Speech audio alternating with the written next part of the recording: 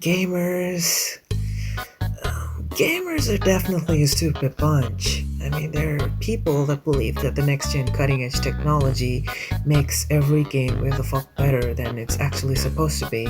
And then there are people that believe making every game an open world game for no inexplicable reason will improve their gaming experience. And then there's Nintendo here saying, fuck you, here's a cardboard for $60.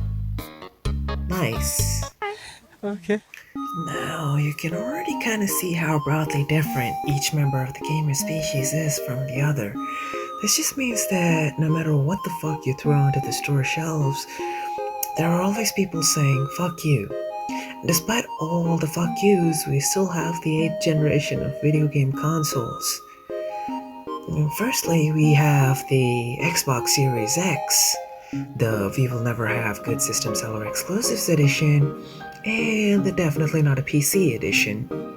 And then we have the PlayStation 5 that's just like, there, it exists. Now, the video is titled The Future of Video Games, and that's exactly what worries me. I feel that the video game companies have gotten more and more comfortable with playing it safe over the years. Usually nowadays they just stick to a certain trend, like make these games run on higher resolutions, make it run so fast that there's no fucking point anymore, and call it a day. I mean, gone are those days where the console and the video games were tailored specifically with care and attention to be able to deliver the most consistent, immersive, and revolutionary experience each time a new console was released. Now, I've lived through 3 or so generations of consoles, and the recent trend of consoles always suggests this lack of pioneering. Let's take, for example, the jump from PlayStation 3 to PlayStation 4, or the Xbox 360 to the Xbox One, in the most recent generation of consoles. It's like the creativity of the people just took a huge hit to the head, to say the least.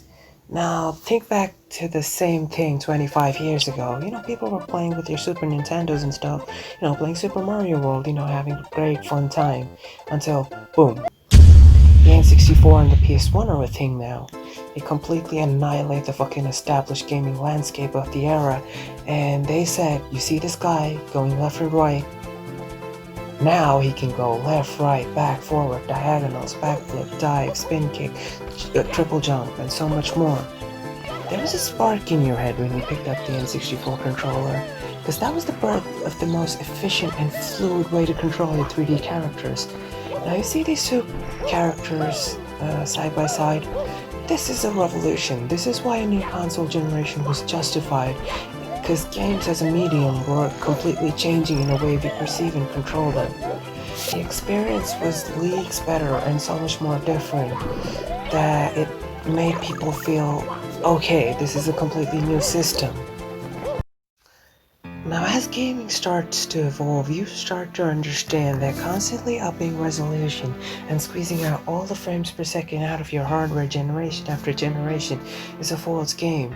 Because games as a whole cannot evolve if we do not think in the revolutionary way to make the core experience of a video game better, rather than just the graphics.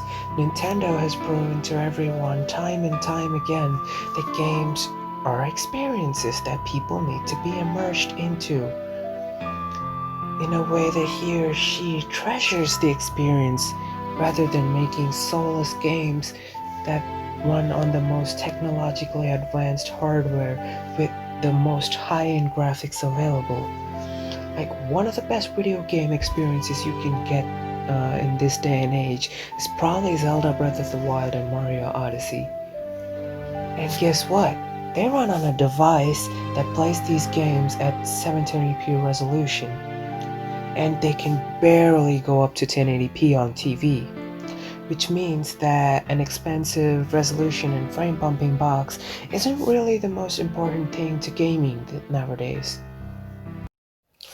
So what I was really trying to say throughout this whole video is that the Xbox fucking sucks. Get a KFC. At least it keeps your chicken warm while you're at it.